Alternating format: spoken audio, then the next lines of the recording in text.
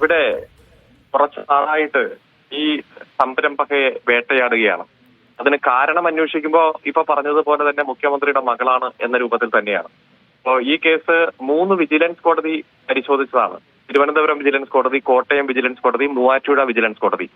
ഈ വിജിലൻസ് കോടതികളുടെ വിധിക്കെതിരെ ശ്രീ മാത്യു കുഴൽനാടൻ MLA അടക്കം ഹൈക്കോടതിയിൽ പോയി.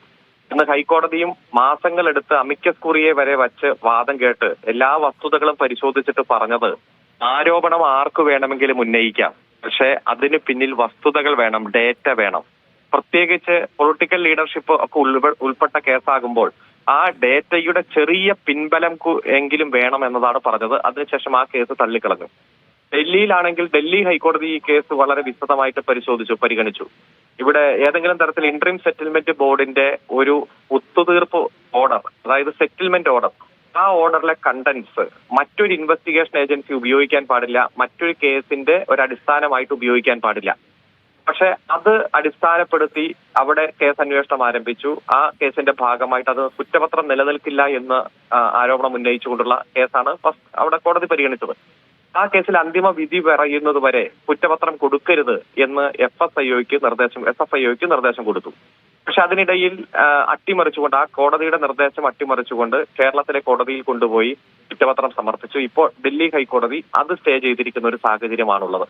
ഇത്തരം സാഹചര്യങ്ങൾ നിലനിൽക്കുമ്പോഴാണ് വീണ്ടും CBI ഈ കാര്യത്തിൽ അന്വേഷിക്കണം എന്ന് പറഞ്ഞുകൊണ്ടുള്ള പ്രത്യേക ഹർജി വന്നിരിക്കുന്നത്. നമുക്ക് പകൽ പോലെ വ്യക്തമാണ്, ഈ രാജ്യത്തിന്റെ നിയമവ്യവസ്ഥകൾക്കനുസരിച്ച് ഇൻവെസ്റ്റിഗേഷൻ ഏജൻസിക്ക് മുന്നോട്ട് പോകാൻ കഴിയൂ.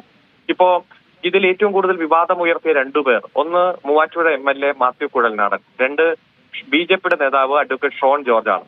ഷോൺ ജോർജിനെതിരെ CMRL എറണാകുളത്തെ മുനിസിപ്പൽ കോടതിയിൽ കൊടുത്ത ഒരു കേസിൽ CMRLോ എക്സലോജി കമ്പനികളുമായി ബന്ധപ്പെട്ടുകൊണ്ട് ഒരാരോപണവും ഉന്നയിക്കപ്പെട്ടത് വീഡിയോ ആയാലും വാർത്തയായാലും മറ്റേതെങ്കിലും പ്രചരണ മെറ്റീരിയൽ ആയാലും അത് സോഷ്യൽ മീഡിയയിൽ നിന്ന് നീക്കം ചെയ്യണമെന്നും പേര് വെളിപ്പെടുത്താത്തതോ ആയ ആരും അത്തരത്തിലുള്ള ഒരു പ്രചരണം നടത്തരുത് എന്ന് പറഞ്ഞ് ഒരു 5 കോടി രൂപയുടെ നഷ്ടപരിഹാര കേസ് അവിടെ നടന്നു. അതിന്റെ ഒരു ഇന്ററിം ഓർഡർ ഉണ്ടായി. അതിനെതിരെ അദ്ദേഹം ഹൈക്കോടതിയിൽ പോയി. ഇന്നലെ ഹൈക്കോടതി ആ കേസും തള്ളുന്ന, അവസാനം പിൻവലിച്ച് രക്ഷപ്പെട്ടു പോകേണ്ട ഒരു സാഹചര്യമുണ്ട്.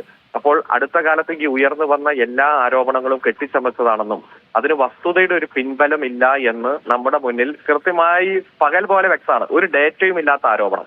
ആ ഒരു സാഹചര്യത്തിൽ ഈ ഫയൽ ചെയ്ത സത്യവാങ്മൂലത്തിൽ സൂചിപ്പിച്ചിരിക്കുന്ന മുഴുവൻ കാര്യങ്ങളും ശരിയാണ്. രാഷ്ട്രീയ ലക്ഷ്യത്തോടെ തന്നെ ഒരു സംരംഭകയെ വേട്ടയാടുന്നതാണ് നാം കണ്ടുകൊണ്ടിരിക്കുന്നത്. ഒരു തെളിവിന്റെ അകമ്പടിയും ഇതിന് പിന്നിലില്ല.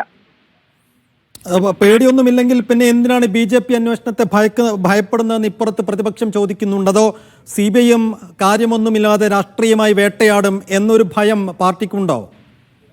ഇല്ല, ഒരു ഹൈക്കോടതിയിൽ ഒരു പൊതു താല്പര്യ ഹർജി വന്നു. ആ പൊതു താല്പര്യ ഹർജിയിൽ എതിർകക്ഷികളായ എല്ലാവർക്കും നോട്ടീസ് കൊടുക്കുന്നു. നോട്ടീസ് കൊടുത്ത് നിങ്ങൾക്ക് പറയുവാനുള്ളത് സത്യവാങ്മൂലം ഫയൽ ചെയ്യാൻ പറയുന്നു. ആ സത്യവാങ്മൂലത്തിൽ അവരവരുടെ വേർഷൻ പറയുക എന്നുള്ളത് ഒരു കേസിലെ കക്ഷികളുടെ കടമയാണ്. ആരെങ്കിലും ഭയപ്പെട്ടോ അതിന്റെ പേരിൽ ഏതെങ്കിലും ബുദ്ധിമുട്ടുള്ളത് കൊണ്ടല്ല. കോടതി നിർദ്ദേശപ്രകാരം എതിർ സത്യവാങ്മൂലം ഫയൽ ചെയ്തു.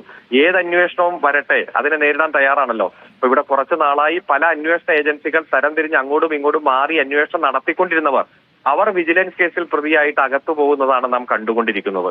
അതുകൊണ്ട് രാഷ്ട്രീയ ലക്ഷ്യത്തോടെ പ്രതിപക്ഷത്തെ വേട്ടയാടാൻ BJP ഇതര സംസ്ഥാന ഗവൺമെന്റുകൾക്ക് നേതൃത്വം കൊടുക്കുന്നവരെയും ആ ഗവൺമെന്റുകളെയും തകർക്കാൻ വേണ്ടി നടത്തുന്ന ശ്രമങ്ങൾ നിരവധി നമ്മൾ കണ്ടുകൊണ്ടിരിക്കുകയാണ്.